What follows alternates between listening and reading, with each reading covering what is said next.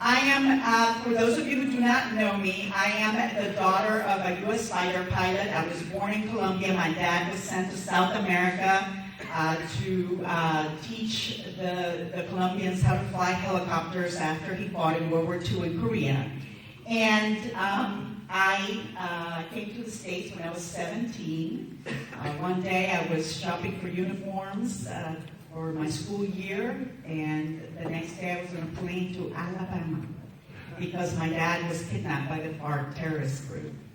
And that experience, we'll have defining moments in our lives, and that was definitely a defining moment in my life.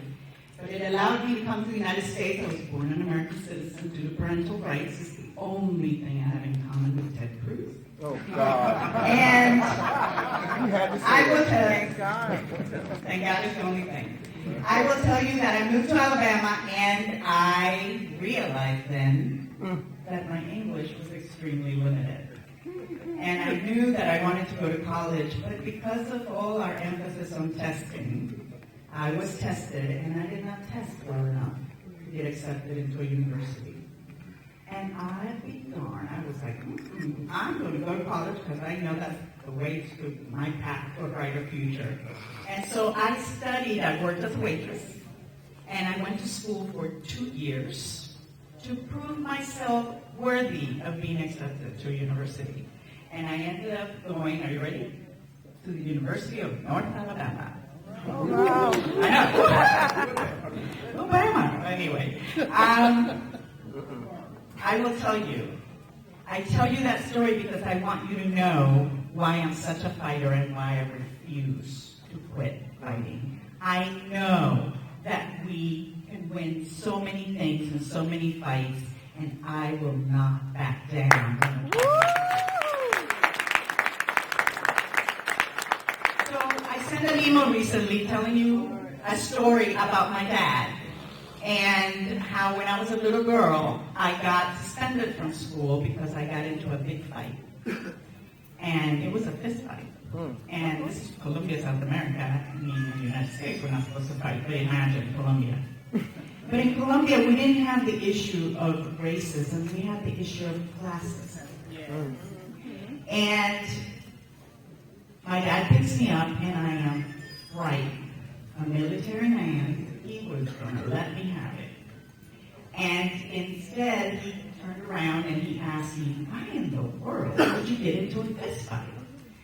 And I was crying, and I said, well, Daddy, they were making fun of a girl in school because her clothes were all raggedy because she's very poor. And they wouldn't stop making fun of her. She was crying, and I told them to stop, and they wouldn't. So I hit him. And he goes, wow. He goes, well, we're going to learn how to fight without your hands, but I want you to know something. He said, when I used to get on that plane to go on a mission in the war, I never knew whether I would come back alive or not. But I always knew that we were fighting for freedom. And he said, honey, he hugged me, he kissed me, and he said, honey, when the cause is right, do not stand on the sidelines. That's right. And I have not stood on the sidelines ever when the cause is right. And if there's ever a time when the cause is right, it is now.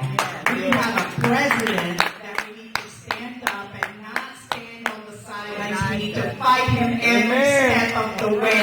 As he tries to claim every one of the people, regardless of where they come from or their religion, that is not who we are as Americans. We will not stand on the sidelines. When in Tallahassee, they tried to privatize our schools, give all the money to for-profit schools. Not okay. We cannot stand on the sidelines while they do this to our kids. My kid who goes to public school, who deserves teachers being paid properly so they can afford to live in Miami-Dade County. We will not stand on the sidelines when they try to take healthcare away away from our people that deserve health care. We need to expand Medicaid in the state of Florida, and we need to expand Medicare for all.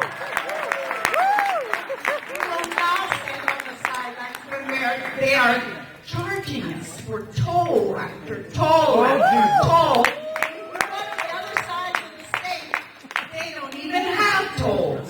But guess who's paying for their repairs? We are. We are. So we will not stand on the sidelines when they take our money for up north. That is not okay, and we will not do that. And we will most certainly not stand on the sidelines when they try to pollute our waters. That's exactly what's happening with our beautiful Everglades, and we will not. And that's why I'm very proud to not take sugar money. Because the influence of money is hurting our politics. I also want to add that I do not take money from for-profit schools or private prisons. And those of you who know me, I have stood up many times fighting FPL and everything that they try to charge us for while they are practicing in other states. And guess what? We're paying for that. Let's not stand on the sidelines and let them do that to our state, to our country, and to our pocketbook. It is not okay. And I am not going to stand on the sidelines when they try to not allow our brothers and sisters to form a union, because let me tell you, I go back to my wonderful dad, who was the president of a union in New Jersey, and I can tell you, I am a proud union daughter, and I will stand up for unions every step of the way.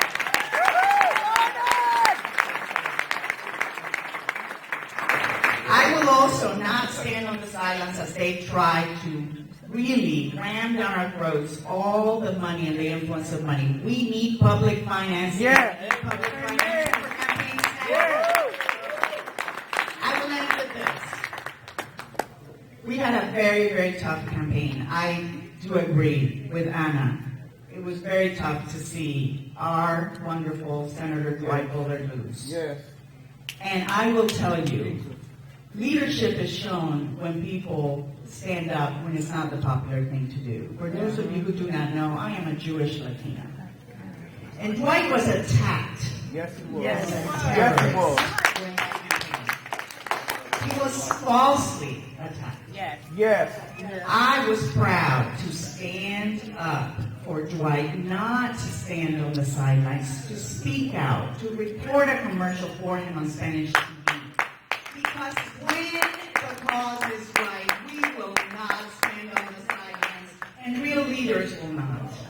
And by the way, that's how we're going to win this seat, by being proud of who we are, and that is democracy.